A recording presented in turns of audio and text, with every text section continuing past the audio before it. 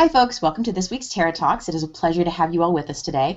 I am really excited, and I know actually my little sisters in Colorado are pretty excited right now too, to have Dan Shapiro with us today. Dan is the king of the side project, and Dan is someone who can have a conversation with us about how to turn something that you love into your business in technology. It's really important to have some passion as well as a day job, so let's talk about passion and day jobs and how they mesh sometimes and sometimes don't. Dan, thank you so much for being with us today, and tell us more about you and what you do. Thank you so much for having me. I am excited to be here and talk about some of the random and crazy stuff I've done on the side that's turned out better than I would have ever intended. Probably most recently, I was working on a project which was basically a board game with my kids that I decided on a lark to put on Kickstarter, and that kind of blew up and turned into this, Robot Turtles, which is the best-selling board game in Kickstarter history, if you can believe that. It's a board game that teaches preschoolers the basics of programming, and that was just a really fun endeavor. And I would say that I've started 3 companies, give or take, and every single one of them came out of some passion that I had and decided to pursue that eventually turned into something meaningful and interesting and ultimately a company. That is absolutely awesome, and I know you have got several other projects that you're working on right now, and we can talk more about that as we go along. But Dan, can you talk a little bit about what it feels like and why you would have a side project along with, or even multiple projects along with your day job? What does that do for you, and why do you do it? The first time I sort of dipped my toe in this water, I started my career, spent about 5 years at Microsoft, and after I was there about 3 years, this is 2000 because I'm an old fart now, everybody was starting companies, and anything that could twitch was getting VC financing. And so with a friend, I decided we were going to try and start a company on the side. I will tell you, it was a catastrophe. I wound up spending 6 months, spending every spare minute trying to start a company making video games. We didn't know what we were doing. We had no idea. We tried to get funding. We had some interest. It fell through. And I wound up spending the next 9 months of my life with barely showing up for work and spending every waking moment playing video games. My, at the time, girlfriend, now wife, actually staged an intervention and was like, Dan, this is a problem. Like, you are living in EverQuest. And got me out of it, and that was the end of side project. I dated that guy too. Yeah, and it was just a disaster. I mean, it not only was a failure of the project, but it was a failure of my day job, and it was just a mess. That was my first startup. Okay. Then I got a little better at it, but it took a while, and I took some learnings along the way. Okay. So you had to screw up the first one to figure out what to do in the next one, right? Yeah.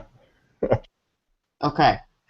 There's some valuable lessons in screwing up, and I got asked a question today that was a really great one, and we can talk more about it a little later, but I'm going to directly ask it of you. What's the best way to dip your toe into startup waters? How do I start a company? I have a feeling I already know what your answer is going to be, but tell me. Uh-oh, looks like Dan might have a little bit of a connection problem here. Oh, are you there, Dan?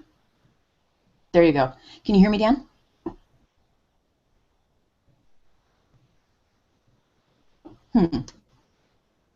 That's fair enough. One of the questions that I was asked was about how to start a company and what you should do first, and I don't know if you can quite hear me there. There, I got you back. And I will tell you, I worked at Google for 2 years. Sometimes they still get mad at me and just, turn off the lights like that. Sorry about that. It's magic. Fair enough. So the question was about the best way to get into startup companies, and my stock answer is usually just start something. You have to screw up your first one to understand how to get in and make it work on the second one. Can you tell us more about what you did?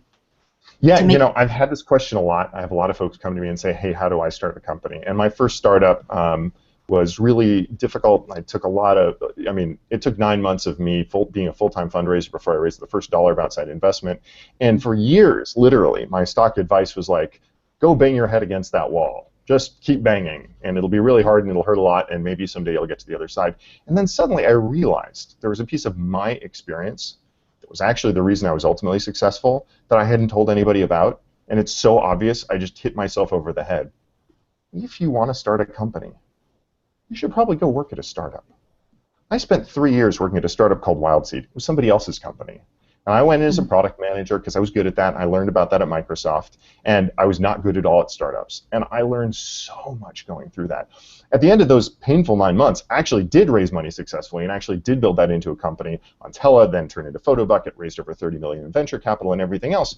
But every meeting, every conversation, the only credibility I had in those circles and the networks that I had all came from having actually worked at a startup, having done the time. So I had those investors who'd invested in that startup. I had my coworkers who'd gone on to other startups. I had the executive team who believed in me because they'd seen me there.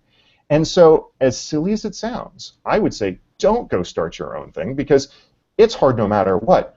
Go to somebody else's thing. Learn your mistakes on somebody else's dollars. Get paid to make them. Maybe a little less than what you could earn at a big company, but get paid to make those mistakes. Learn from the experts, and then you can jump in. Then you can do it on your own and take that plunge.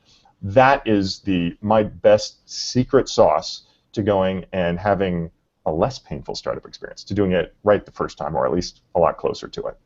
And the good news is Seattle is an amazing place to find great startups to work for. I could toot my own horn here, but I will say, like, if you go read GeekWire, you will read about dozens of great startups all the time, and you can email any of them and say, I'm interested in what you're doing, can we get coffee? And you know what? Most of the good ones are hiring all the time. That is very, very true. Most of them are hiring all the time. That's the hardest job in a startup, is putting the great team together. So tell us more about some of the other side projects, maybe that we don't know as much about. Tell us about robot turtles, and I know you've got a great project that you've been working on too called Glowforge. Tell us more about those. Yeah, and Glowforge is the latest to get promoted from side project into full-time project. But let me talk about robot turtles, because, well, I'll spend a minute on Glowforge, and then I'll tell you about the turtles. I still haven't talked about exactly what we're doing yet, but it came out of the aftermath of robot turtles.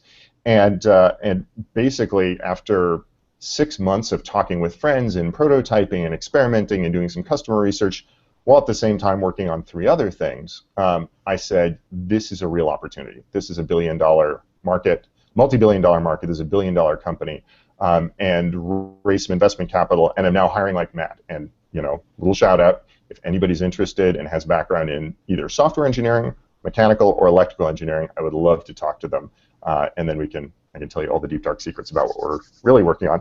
But I'll talk about robot turtles, because that's out there. It was really just a fun project with my kids. I had somebody say to me, okay, Dan, really, what was your angle? Because, like, you know, you seem very planned about how you go about these things. Like, what was your angle with Board Game Company? And I said, honestly, it's one of the few times in my life I didn't dive into a project with a very clear thought about, you know, what I was hoping it was going to become. It was really just me wanting to share something. That said, I didn't just jump in. I started out just playing with my kids, and, you know, it was little scraps of paper that I cut out from my inkjet printer, and then I shared it with a bunch of friends and got feedback from them. Then I went and talked to a bunch of folks in the board game business. We're really lucky in Seattle because there's a huge number of amazing companies, Wizards of the Coast and so on and so forth, that have great people around here. So I could find folks that knew this, right, and talk to them about what worked and what didn't. I called up board game manufacturing companies, and I said, tell me, what's easy and what's hard? What are the things you can turn around quickly, and what are the things that are multi-month lead times? What things are we good at manufacturing domestically? What things need to be outsourced overseas? And I got a sense of how that would work. And so at the early stages, when the game was still just scraps of paper, I was thinking about how to sort of polish up the game in a way that would make it easy to manufacture, instead of just sort of following my ideas about how it might work and winding up with something that would cost me thousands of dollars in molds and overseas shipping and all this other stuff. So when I finally said, you know, I think there's really something here, I'm going to try it, I thought hard about bringing it to market. Kickstarter seemed like a really good opportunity, because what I've learned about Kickstarter, having now helped a lot of folks with their Kickstarter campaigns and the like, is that Kickstarter is a great way to amplify your efforts. But it's not a substitute for marketing. It's not a substitute for a product. It's not a substitute for market research. It's a way to take something that otherwise might have been medium-sized and make it bigger. It's a great echo chamber. It's a great way to get press. It's a great way to turn purchasers into backers and into passionate fans. And those things all worked really well for what I was working on. So I went to Kickstarter, but before doing Kickstarter, I spent a bunch of time talking to people who had done Kickstarter campaigns and getting their advice. I did, single best piece of advice I can give to anybody who's thinking about doing a Kickstarter or other crowdfunding campaign. I went and backed a lot of campaigns. It's really simple. Like 3 months before I started, I went and pledged, and some of them I bought the hardware or the software or the book or the dance or whatever it was. Others I just pledged $1 so I would get all their feedback. And then I watched and I looked at what they did and what they did right and what they did wrong. And out of the 30 or so projects that I backed, again, it doesn't have to be expensive. You can just back them for $1 to get a sense of it. I found the few that were seeming to do the best, and I tried to look at what was in common. And I can tell you what I found, but what I found isn't the secret. The secret is to just go get in there and go watch what the great people do and look for the common threads between those. So I saw stuff like they were in there in the comments and they were answering their backers' concerns. They were in the press and they got media coverage. They fulfilled their goal in the first day. And when I went and poked a little deeper, it was because they'd lined up a mailing list or a launch campaign that basically guaranteed them full backing in the first day, so that they could have that inertia and that motion to move forward. And so then I went and just tried to be the epitome of the best Kickstarter campaign I could find, and that worked out. I was hoping to get my limit, but yeah, went a little farther. Go a little further, and what you've just done actually is give a great answer to a question that I know is coming up a little bit later on, which is how do I fund my startup?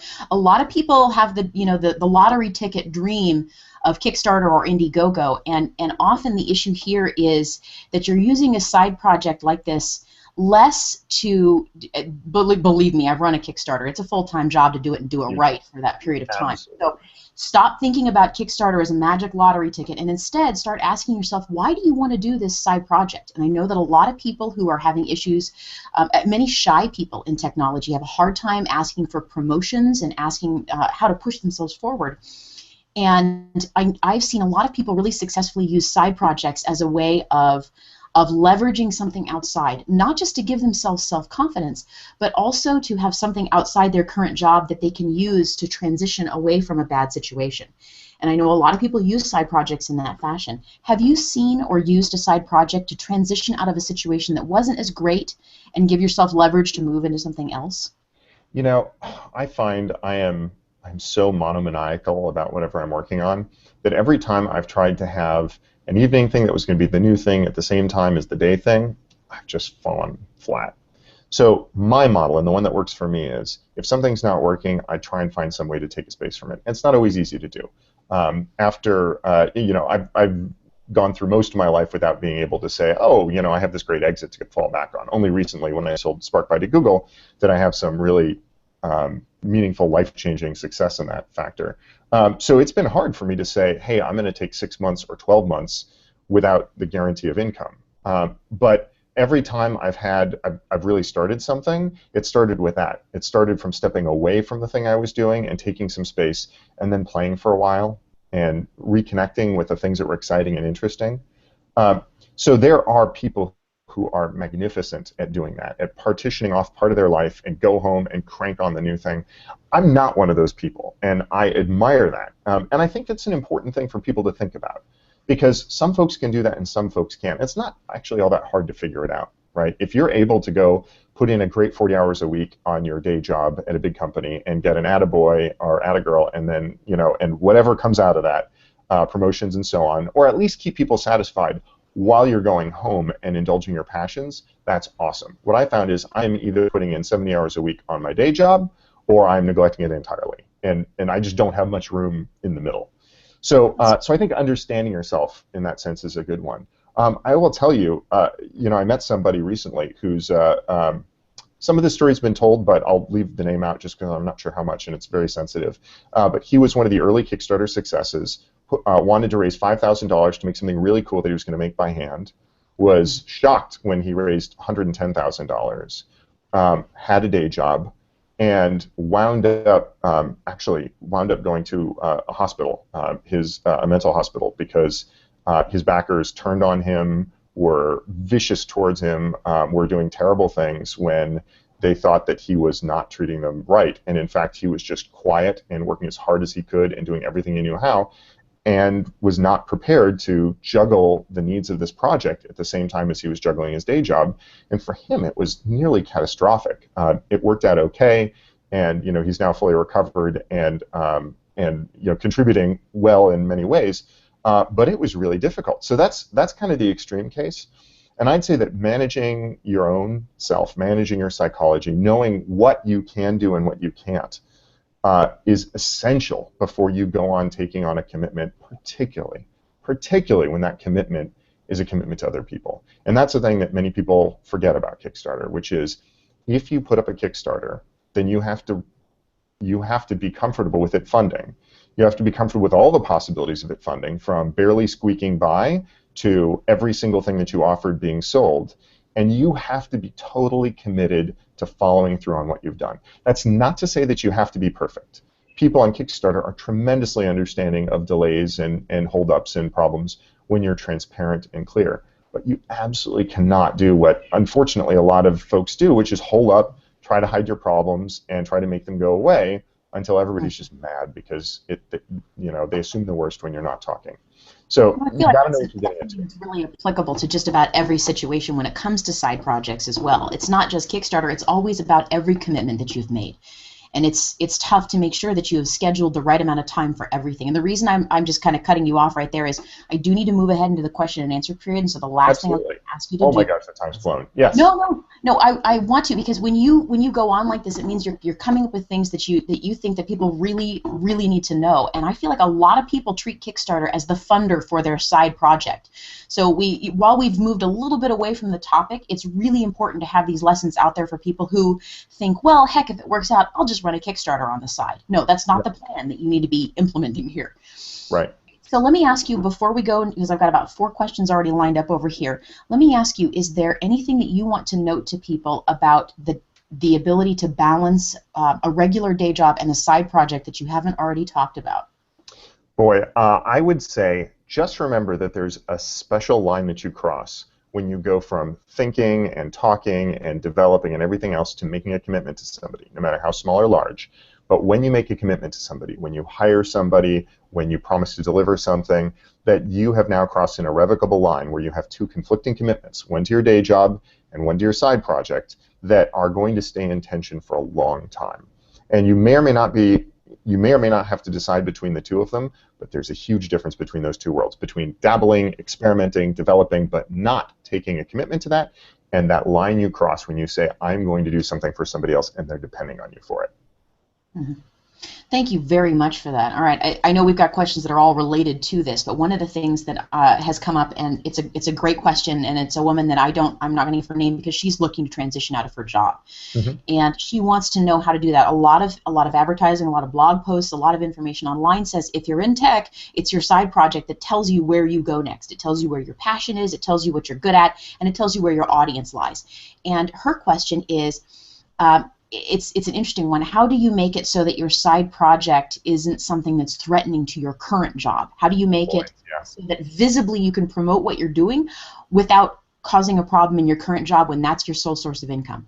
Yeah, and the unfortunate situation is that I would guess that the majority of jobs don't permit for that. It's actually a pleasant and rare exception when that's not the case. So there's a few ways to deal with it.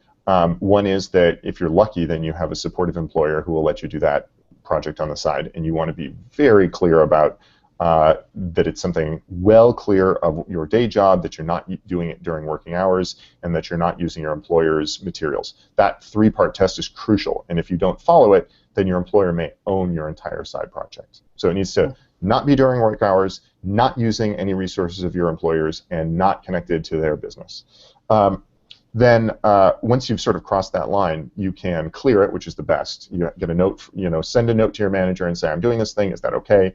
They write back and say yes.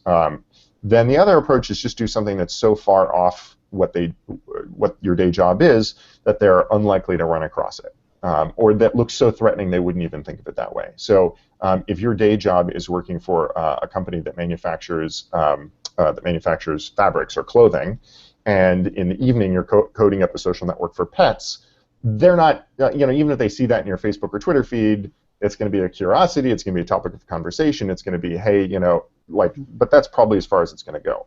Whereas if you're at a pet store and you're building a social network for pets, that's a little bit more of an issue. And if you're at an online pet retailer that has a vibrant community of pet owners and you're building a social network for pets, you have a big problem. not just legally, but also one in which it is very likely that your employer is going to be mad at you for working against their interests or not in line with them. So this is the challenge of side projects with the day job, is they almost have to be unrelated to your day job, which can make it very hard if you're looking for your next thing and you want to go from one thing you're good at to another thing in the same area you're good at.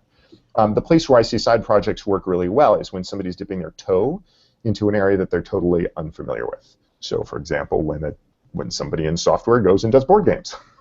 I was working on Robot Turtles while I was still at Google, and nobody looked twice at that. They were like, "Oh, it teaches programming. That's super cool. It's a board game." Clearly, nothing whatsoever to do with what you're doing at Google. So that works out really nicely. Had I been working on a search engine in my spare time, it probably would have been a different conversation. So it works well for that when you're dipping your toe into those waters. It's also nice because the amount of time that you have available when you're working on the side is fragmented. And so for something where you're just learning a new skill, that fragmented time can really work. You can make some calls, you can try some things out, you can learn something new. Whereas when you're in full-on production mode, when you're doing it, it can be harder when you have the requirements of a day job. Wonderful. And I appreciate how you line that up so carefully so that people can understand the difference between what qualifies as a side project and what could qualify as competition to the company that's currently paying your bills. It's a really great idea to do exactly what Dan just said right now, and make sure that it's something that you feel passionate about, yes, but make sure that it's something that you've either cleared or is so weirdly different from what you're doing that it's not going to be something that's threatening. Yeah. I've encountered that situation before. In fact, I've encountered that situation before where people couldn't come on Tarah Talks to talk about what this really cool thing that they were doing because their company had to clear any communication that they made online. And that right there, that's something to personally watch out for if you have any negotiating power. Don't let a company control your presence online if at all humanly possible. But yeah, be careful about that. And if it's completely unrelated, the companies that are crazier like that are likelier to clear you. I have a very good friend whose side project was building iOS games and worked at Microsoft, and they were mostly unaware. His boss knew and was okay with it, and then one day he was quoted in the Wall Street Journal. His boss came and said, "Hey, if you're going to build games for our biggest competitor, could you try not to be in the Wall Street Journal about it?" Which is a very nice outcome of that, but it is the challenge of side projects, and that's why I'll go back to side projects as a way to explore something new. Great idea. Side projects as a way to implement that and turn into a business while still keeping your day job. Fraught with peril. Not impossible, but fraught with peril.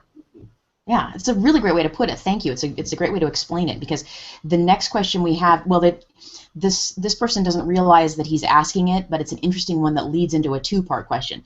The question that this gentleman had was, he wanted to know, he's a primary care, this is really interesting. Normally you would see a woman asking this question. This gentleman has a lot of family care duties, and as a primary caregiver in his household, he is someone who, when he comes home, he's exhausted at that moment from doing the second shift, and it's his job. The second shift is part of the family. So dishes and kids and homework and everything like that. And then how do you create a side project? How do you have something that you're passionate about? And so his question is, how little work on the side can I do and have it really be considered something that's a side project that's legitimate, that I'm really exploring? How little can I do for that self-promotion, for that experience in networking? What do you think? For better or for worse, the measure isn't how much you put in, it's what people get out. So the question isn't how much time you have, it's what can you accomplish in the time you have. So there are some people who throw up a half-baked web page and wind up with 10 million people flooding into it because it was something that hit a niche, that hit the right moment at the right time, that touched the zeitgeist. I don't know what the backstory is between the $1 million homepage, but you may remember there was this guy who was auctioning off a big block of pixels, and you could put whatever you wanted there for $1 per pixel, and there were 1 million pixels. I'm going to guess that didn't take very long, and it netted him $1 million, net of whatever his hosting costs were, and off he went. And that's kind of an extreme case where I suspect very little investment led to a huge payoff. But you're measured by the impact of what you do, not by how hard you work on it. So the right answer is, if you have very little time available, then to think about the things that you can do with very little time available. Think about the services that can create product with a minimum of input. So think about something like Teespring. You could design a T-shirt, and you could sell T-shirts from Teespring, and as an example, with very little overhead. And if you come up with the right thing that people really care about, that people talk about, that could be tremendously impactful in very little time. On the flip side, if you're trying to build a photo sharing website, you're going to put in a lot of work before you have anything that anybody cares about, because the bar is pretty high. That's a great way to put it. Thank you. The notion that you're judged on the impact of what you put out, not the effort that you put in. I'm going to quote that and tweet it later, so be prepared for that. The thing that I'd like to ask then is this gentleman didn't realize he was leading into a much bigger conversation, but there's been a lot of pushback online about how side projects and this expectation, which, believe me, as the CEO of a startup company, I too have an expectation that people have multiple interests, that they're well-rounded, that they do have a side project that demonstrates what they care about. And yet there's been a lot of pushback online about the notion that there is a disproportionate number of women and minorities who face greater burdens and greater time tax in caring, in activities that involve mentoring, and as a result, side projects are by their nature gendered and discriminatory, which is, I don't have a problem with that assessment, I just don't know a way around it. So can you answer, can you speak to that issue and then maybe talk about some solutions to the problem? Yeah, and this is something that I've thought a lot about with Glowforge, because actually the biggest player in our space sells almost entirely to adult women. Mm-hmm. And so despite the fact that my founding team is 3 white guys, I know that if I don't bring in a diverse team very quickly, I'm going to wind up with a company that is just ill-suited to execute against the opportunities in front of us, never mind the ethical and moral imperatives to build a company that reflects the world around us, and to not discriminate against people based on these ridiculous prejudices. The notion of the side project is tricky. I think that I will say, as an employer, I look for people who've demonstrated excellence and passion. I don't particularly care if they've done it during their day job or their evening job. I think that some of the fuss about side projects may come from people who are stuck in day jobs that don't let them demonstrate their skills, and so they need to go do a side project in order to make that happen. When I see somebody who's been doing amazing stuff with their prior job and who has great background based on their work and their education, I don't care what they do for a hobby. The challenge is when I see somebody who's done something relatively staid for their day job, but in nights and weekends has been a major contributor to an open source project, or has built a small company, or whatever else, and that's where that person can get a leg up. So, you know, what do we do about that? I don't know. I think it's imperative on anybody who's managing teams of people to be sure that they have a chance to shine. Taking somebody, especially a woman or minority, and sticking them in a role where they don't get a chance to grow, where they don't get a chance to show how exceptional they are, is a recipe for disaster on so many fronts, and is really just an affront. But doing that right, and finding, whether on the employer side, giving people a chance to shine and to stretch themselves and to try things where they may fail, on the employee side, finding jobs where you'll have those opportunities, I think that's where you start to make that, you know, what do you do for a hobby, less relevant, and more relevant is, what are the amazing things you've done? And it doesn't really matter when. Wonderful. I am so glad to hear that. And I actually just got the question, how do I get hired by you, Dan? For Glowforge. Dan, so that's awesome. and I would love to talk to anyone who's interested in learning more about what we're doing. Just Dan@glowforge.com. Good. Okay, Dan@glowforge.com. Good. And I want to personally put in a plug for Dan. Dan is somebody who backed my Kickstarter for Lady Coders a couple of years ago. I know he's an ally to women in technology, and he cares a great deal about diversity. If I wasn't running something that's cooler than anything else on earth, I would be listening right now to the proposal to be bringing somebody on board for his company. So, I mean, my startup's cooler than yours. I'm just going to tell you that right now. But if it wasn't, I would be listening hard right now. If I wasn't busy, I would come and work with you. So, I'm glad to hear. Oh, and by the way, while we're talking about women in tech, I should just mention there's a great event being put on tonight by the Women in Tech group in Seattle. I'll be speaking on a panel with a couple of really awesome women in tech, and I'm excited to be there and learn and share all my screw-ups and learn from other people who've actually lived it.